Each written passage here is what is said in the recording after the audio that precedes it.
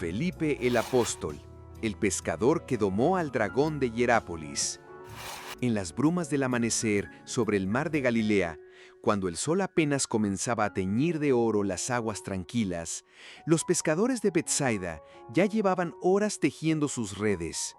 El aire olía a sal marina mezclada con el aroma del pan recién horneado que las mujeres sacaban de los hornos de barro. Entre el golpeteo rítmico de los remos contra el agua y el crujir de las cuerdas mojadas, se escuchaba una voz que hablaba alternativamente en arameo y griego. Era Felipe, hijo de pescadores, cuyas manos callosas conocían tanto el peso de las redes como el peso de las preguntas sin respuesta. Su nombre griego, Filipos, amante de los caballos, resonaba extraño entre los nombres hebreos de sus compañeros. Pero en esta encrucijada donde el mundo judío se encontraba con el Imperio Romano, Felipe era un puente viviente entre dos mundos. Cada mañana, mientras remendaba las redes junto a sus paisanos Andrés y Pedro, sus ojos escrutaban el horizonte como si esperara algo o a alguien. Las enseñanzas de Juan el Bautista habían encendido en su corazón una sed que ni todas las aguas del Galilea podían saciar. No sabía entonces que sus pies, acostumbrados a la arena húmeda de Betsaida, caminarían un día por tierras lejanas donde serpientes gigantes eran adoradas como dioses. No imaginaba que sus manos, entrenadas para lanzar redes al mar, un día sostendrían el poder de resucitar muertos y domar dragones. Su historia estaba a punto de comenzar con dos palabras que cambiarían todo. Sígueme. El encuentro que lo cambió todo. Era un día como cualquier otro cuando Jesús de Nazaret llegó a las orillas del lago. Felipe había escuchado rumores sobre este rabino, susurros entre los seguidores del Bautista sobre el que había de venir, pero nada lo había preparado para el momento en que aquellos ojos se posaron sobre él. El corazón de Felipe dio un vuelco. Era como si toda su vida, cada red tejida, cada noche de pesca infructuosa, cada pregunta sin respuesta, hubiera sido solo preparación para este instante. Jesús no explicó, no argumentó, no prometió, solo dijo, sígueme. Y Felipe, el hombre práctico que siempre calculaba el costo de todo, dejó caer las redes de sus manos sin pensarlo dos veces. El chapoteo del agua cuando las cuerdas golpearon la superficie fue como el sonido de su vida anterior hundiéndose en el pasado. Pero Felipe no podía guardar este tesoro para sí mismo. Su sangre de pescador lo impulsaba a compartir la captura. Corrió, sí, corrió como un niño hasta encontrar a su amigo Natanael bajo una higuera.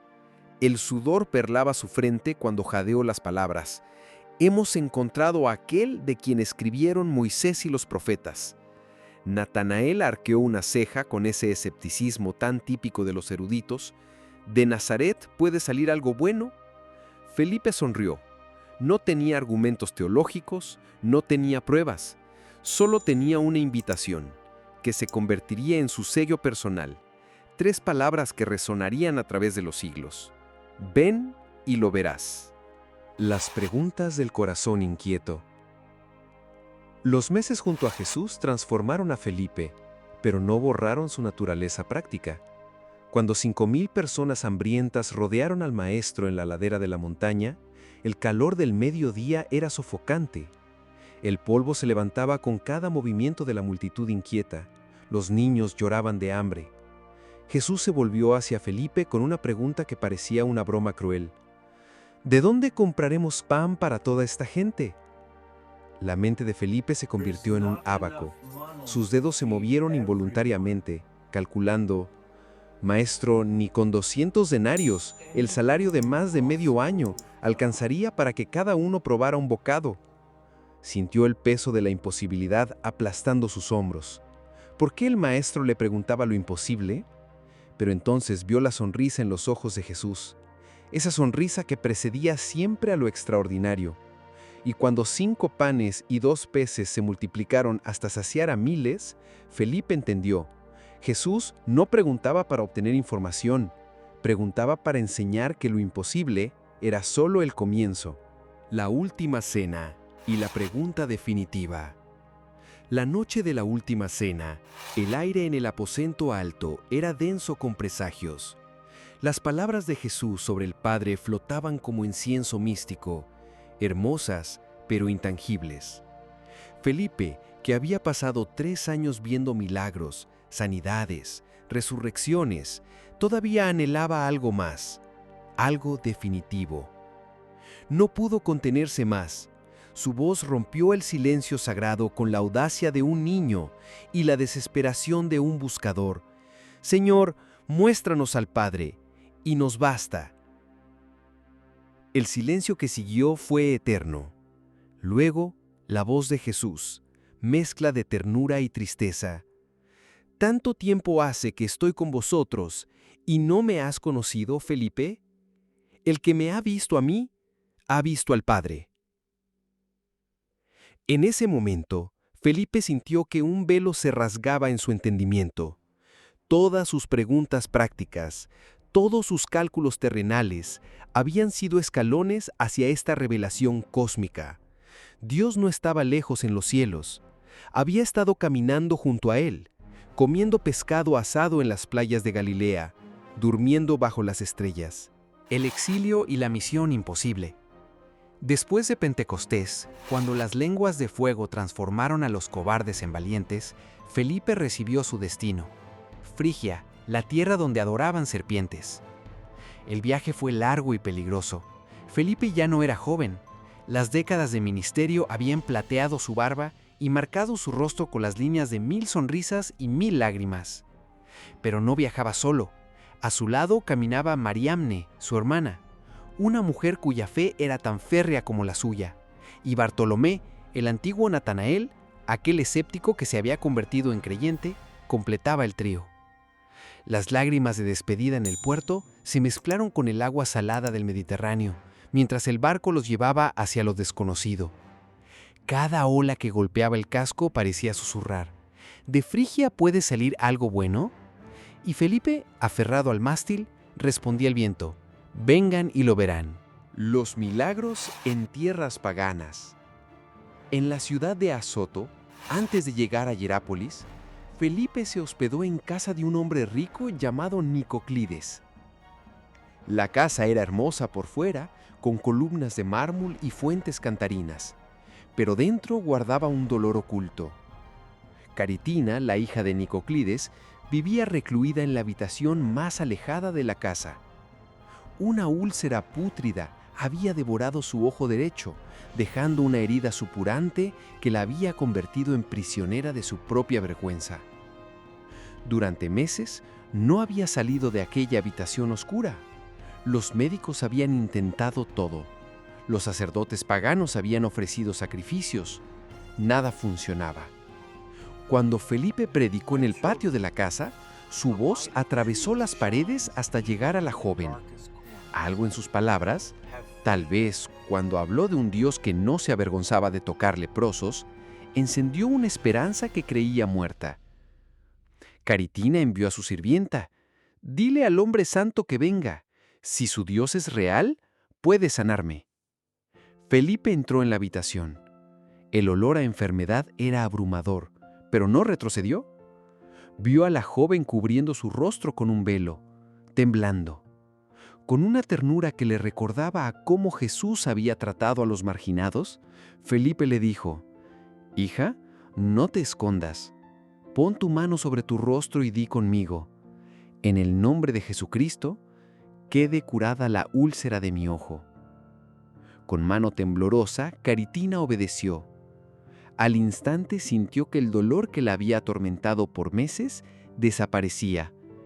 La piel se cerró. El ojo se restauró. Por primera vez en mucho tiempo, pudo ver la luz del sol entrando por la ventana con ambos ojos. El grito de alegría de Caritina resonó por toda la casa. Nicoclides corrió y al ver a su hija sanada, cayó de rodillas. Esa tarde, toda la casa, señores, sirvientes, hasta los esclavos, se bautizaron en el nombre de Cristo. El dragón de Hierápolis.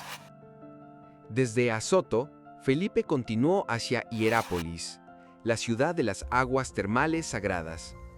Los locales la llamaban Ofiorima, ciudad de la serpiente, porque en el corazón del templo de Marte, en una gruta oscura que olía a azufre y muerte, habitaba una criatura que los aterrorizaba y fascinaba por igual.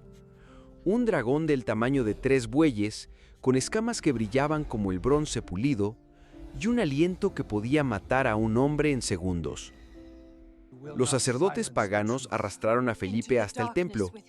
«Si tu Dios es real, que te proteja de nuestro dragón». El momento llegó como un trueno. La tierra tembló. De las profundidades del templo emergió la bestia. Su aliento venenoso mató instantáneamente al hijo del sumo sacerdote y a 2 soldados. El hedor a muerte y azufre llenó el aire. La multitud gritaba, algunos huyendo, otros paralizados por el terror. Felipe, de pie en medio del caos, alzó su voz por encima del pánico, no con miedo, sino con la autoridad de quien ha visto al Padre en el rostro del Hijo. «Escúchenme. Si destruyen este ídolo de Marte y adoran la cruz de Cristo, los muertos resucitarán y los enfermos sanarán». Luego, volviéndose hacia el dragón, extendió su mano como quien bendice, no como quien maldice. «En el nombre de Jesucristo, vete al desierto donde no puedas hacer daño a ningún ser viviente». El dragón, aquella antigua serpiente que había devorado sacrificios humanos durante generaciones, se inclinó ante el pescador de Galilea. Con un gemido que sonó casi como un lamento, la criatura se arrastró hacia las montañas, desapareciendo para siempre. Felipe tocó a los muertos y volvieron a la vida. Los enfermos fueron sanados. 7,000 almas se bautizaron ese día en las aguas termales que antes servían para rituales paganos. La cruz.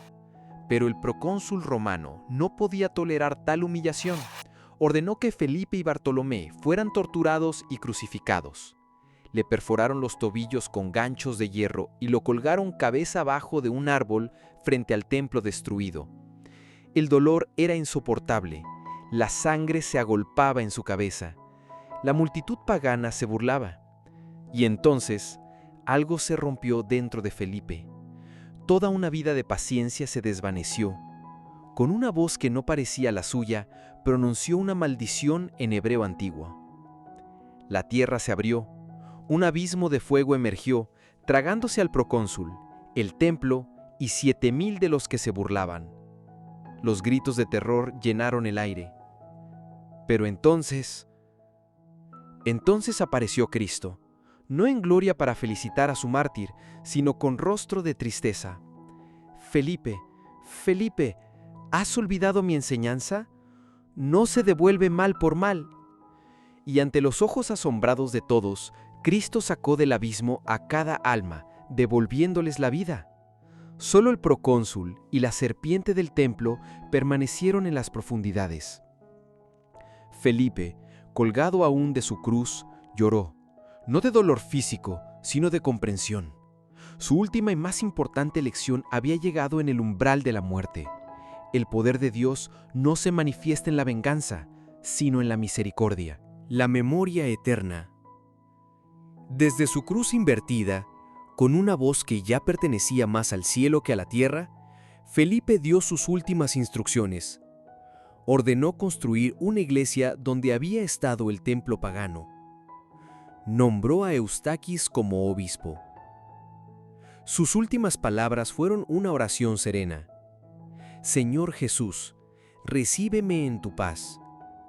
Que descanse en la bienaventuranza que prometiste a tus santos». Tenía 87 años. El pescador de Betsaida, el hombre de las preguntas prácticas, había completado su viaje desde él. La memoria eterna. Hoy, 2000 años después, las ruinas de Hierápolis, la moderna Pamukkale, en Turquía, guardan el secreto de su tumba. Los arqueólogos han encontrado el lugar exacto donde fue enterrado, una tumba del siglo I rodeada por una iglesia del siglo V, testimonio pétreo de cómo un hombre se convierte en leyenda, y una leyenda en inspiración eterna. Desde Montevideo hasta las Filipinas, que llevan su nombre, desde los pasteleros hasta los sombrereros, millones invocan a San Felipe. Pero su legado más profundo no está en los milagros espectaculares ni en domar dragones. Está en 3 palabras simples que siguen resonando cada vez que alguien duda, cada vez que alguien busca, cada vez que alguien necesita más que argumentos.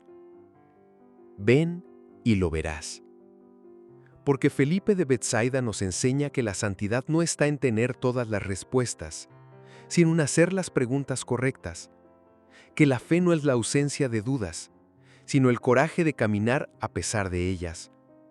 Y que al final, el mayor milagro no es dominar dragones, sino aprender que el poder más grande del universo no es la fuerza que destruye, sino el amor que redime. Si esta historia te ha conmovido, dale like y suscríbete para no perderte más relatos de estos hombres y mujeres extraordinarios que caminaron con Dios.